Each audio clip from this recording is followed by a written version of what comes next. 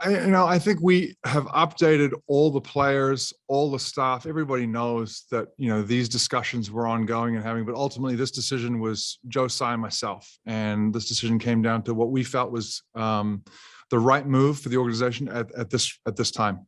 Kyrie's made it clear that he has a choice in this matter. And it's ultimately going to be up to him what he decides. We respect the fact that he has a choice and he can make his own and right to choose.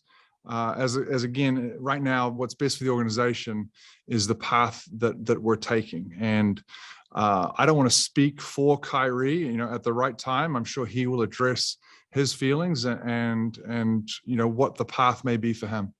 The hope is that we have Kyrie back. We'll welcome him back in open arms under a different set of circumstances. And so we need to wait and see how that transpires. But in the meantime, we need to focus on the 16 players that are going to be on this roster moving forward, with us, including our two-ways. So the focus needs to be with them, and our goals have not changed. The goals, ultimately still are to be the last team standing, and that's where we're going to be. And without a doubt, losing a player of Kyrie's caliber hurts from a talent perspective, no question. I'm not going to deny that, but at the end of the day, our focus, our coaches' focus, the organization's focus needs to be on those players that are going to be involved here and participating fully. We're all living in a different environment now, and there's a lot of people that this pandemic has affected far worse than it has affected the Brooklyn Nets. And I think that's something that we need to be very careful here not to overlook. There are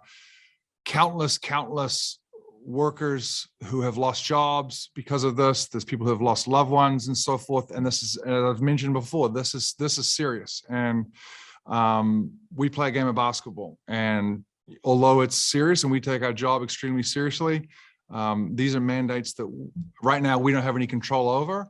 All we can do is abide by them and think that science and the people governing, whether it's our city, whether it's our state, whether the country, are making the right calls for us all to get back and to move on into a healthier, safer environment.